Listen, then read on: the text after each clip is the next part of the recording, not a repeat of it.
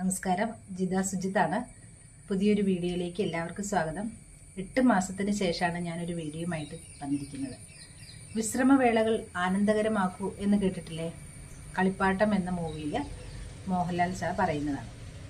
ഏകദേശം ഞാനിപ്പോൾ ആ ഒരു വേളയിലാണ്. വിശ്രമവേളകൾ ആനന്ദകരമാക്കിക്കൊണ്ടിരിക്കുകയാണ്.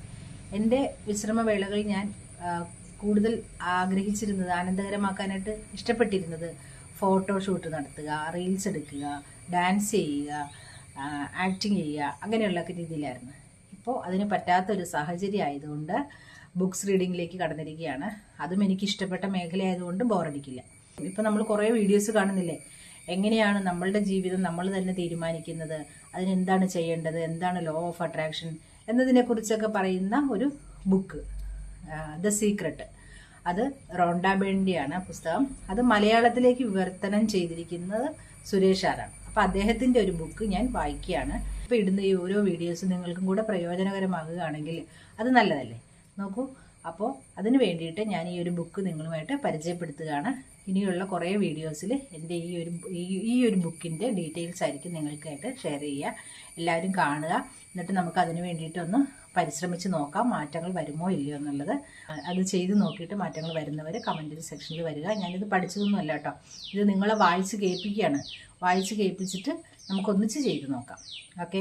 ശരീരഭാരം കുറയ്ക്കാൻ നോക്കുന്നവരാണോ നിങ്ങൾ?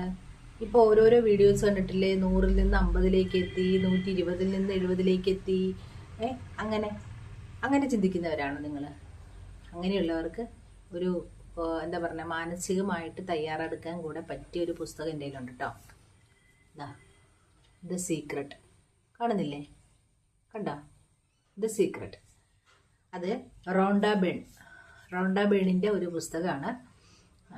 എനിക്ക് ചെറിയൊരു ഹെൽത്ത് ഇഷ്യൂസ് വന്ന് ഒന്ന് റെസ്റ്റിലാണ്.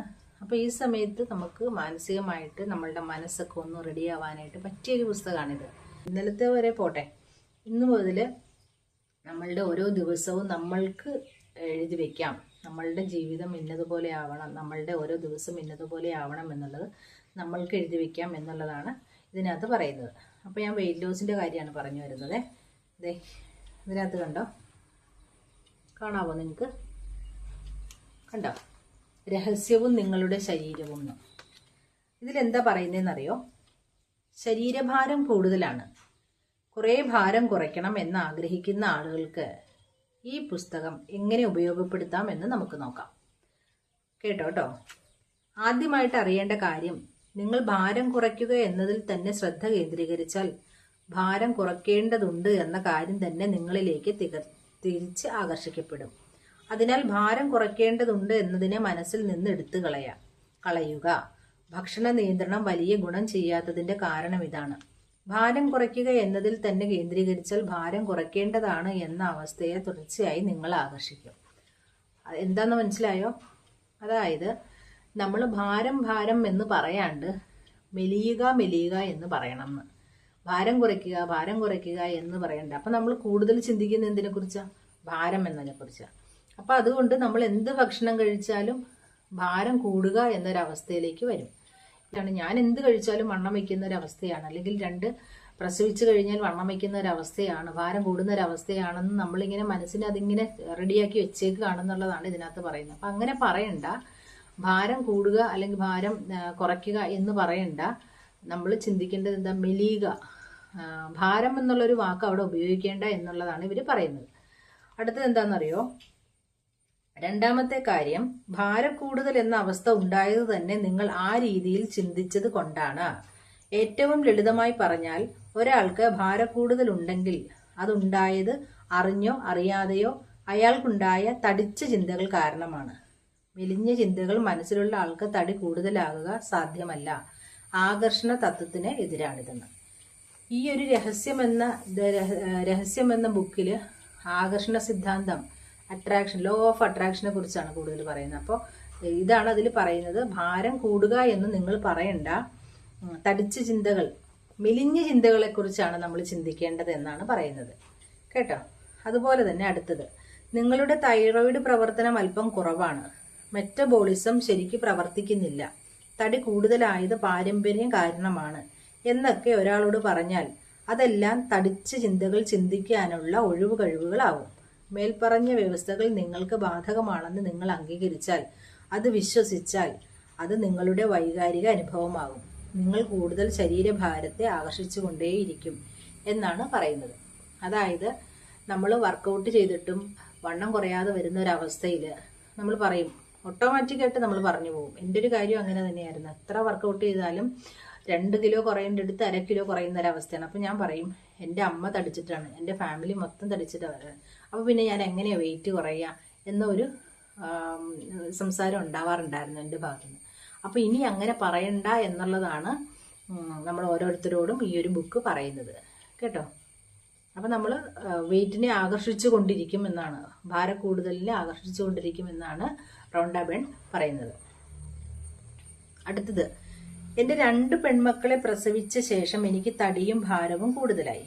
അങ്ങനെ സംഭവിച്ചത് പ്രസവം കഴിഞ്ഞാൽ പിന്നെ ശരീരഭാരം കുറയ്ക്കാൻ പ്രയാസമാണ്. 2 പ്രസവം കഴിഞ്ഞാൽ പിന്നെ ഏറെ പ്രയാസമാണ് എന്നൊക്കെയുള്ള സന്ദേശങ്ങൾ വായിക്കുകയും കേൾക്കുകയും ചെയ്തത് കൊണ്ടാണെന്ന് എനിക്കറിയാം. ഇത്തരം തടിയുള്ള ചിന്തകൾ മൂലം, ഇതിനെയൊക്കെ തടിയുള്ള ചിന്തകൾ എന്നാണ് പറയുന്നത് കേട്ടോ, ഇങ്ങനെ നമ്മൾ ചിന്തിക്കുന്നതിന്. അപ്പോൾ അതിനെ ഞാൻ എന്നിലേക്ക് വിളിച്ചു വരുത്തി. അതെൻ്റെ അനുഭവമായി തീർന്നു. ഞാൻ ശരിക്കും തടിച്ചു വീർത്തു. ഞാൻ ഇങ്ങനെ തടിച്ചു വീർത്തല്ലോ എന്ന് ഞാൻ കൂടുതൽ ശ്രദ്ധിക്കും തോറും കൂടുതൽ തടിച്ചു വീർക്കലിനെ ഞാൻ ആകർഷിച്ചു. ഈ ചെറിയ ശരീരഘടനയ്ക്കുള്ളിൽ ഞാൻ 143 പൗണ്ട് ഭാരമായി. ഇതിനെല്ലാം കാരണം എൻ്റെ തടിയുള്ള ചിന്തകൾ തന്നെ. അപ്പം നമ്മൾ വർക്കൗട്ട് ചെയ്യുകയും ആഹാരം കൺട്രോൾ ചെയ്യുകയും ചെയ്യുമ്പോഴും നമ്മളുടെ മനസ്സിനുള്ളിൽ തടിച്ച ചിന്തകൾ എന്ന ഒരു ചിന്ത വരാൻ പാടില്ല. മെലിഞ്ഞ ചിന്തകൾ വേണം വരാൻ. ഞാൻ എത്ര ചെയ്താലും എൻ്റെ വെയിറ്റ് കുറയില്ല, അല്ലെങ്കിൽ എനിക്കിത് പാരമ്പര്യമായിട്ട് കിട്ടിയതാണ് എന്നൊന്നും ഇനി ചിന്തിക്കരുതെന്നുള്ളതാണ് റോണ്ട ബെൺ പറയുന്നത്. പിന്നെ വളരെ മെലിഞ്ഞിട്ടാണെങ്കിലും ഭീമനെ പോലെ ഭക്ഷണം കഴിക്കുന്ന ചിലരെ കണ്ടിട്ടില്ലേ? അവർ വലിയ അഭിമാനത്തോട് പറയും, ഞാൻ ഇഷ്ടമുള്ളതൊക്കെ കഴിക്കും, എന്നാലും എൻ്റെ ശരീരത്തിന് എപ്പോഴും ശരിയായ ഭാരമായിരിക്കും. അതാണ് പ്രപഞ്ചം എന്ന ഭൂതം. താങ്കളുടെ ആഗ്രഹമാണ് എനിക്കുള്ള കൽപ്പന എന്ന് പറയുന്നതിൻ്റെ ഉദാഹരണം. ഈ സൃഷ്ടിപ്രക്രിയയിലൂടെ ശരീരത്തിന് ശരിയായ ഭാരവും രൂപവും നേടാൻ ഇനി പറയുന്ന പോലെ ചെയ്യുക. അപ്പോൾ അതെന്താണെന്ന് നമുക്ക് നോക്കാം. അതിനകത്ത് കുറേ കാര്യങ്ങൾ പറയുന്നുണ്ട്, നമ്മൾക്ക് എന്തൊക്കെയാണ് ചെയ്യേണ്ടത് എന്നുള്ളതൊക്കെ കേട്ടോ.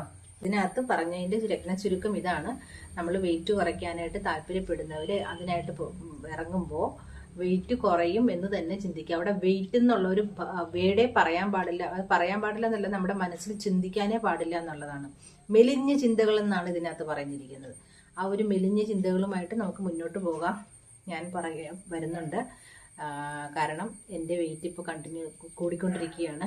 ഞാനൊരു ഹെൽത്ത് ഇഷ്യൂസിൽ വന്ന് റെസ്റ്റ് ചെയ്യുന്ന ഒരവസ്ഥയിലാണ്. അപ്പം അതുകൊണ്ട് ഓട്ടോമാറ്റിക്കായിട്ട് എനിക്ക് ഫുഡ് കൺട്രോൾ ചെയ്യാൻ പറ്റാത്തൊരവസ്ഥയിലാണ്. അപ്പോൾ എന്തായാലും വണ്ണം കൂടും, വെയിറ്റ് കൂടും. അതുകൊണ്ട് എൻ്റെ ഈ ഒരു ചികിത്സ റെസ്റ്റ് കഴിയുമ്പോഴത്തേക്കും ഞാനും മെലിഞ്ഞ ചിന്തയിലേക്ക് വരുന്നതായിരിക്കും. മെലിഞ്ഞ ചിന്തയിലേക്ക് വരാതിരിക്കാൻ എനിക്ക് പറ്റത്തില്ല. ഓക്കെ, അപ്പോൾ നമുക്ക് അടുത്ത വീഡിയോയിൽ ഇതിൻ്റെ ബാക്കി അറിയാം. Okay, by.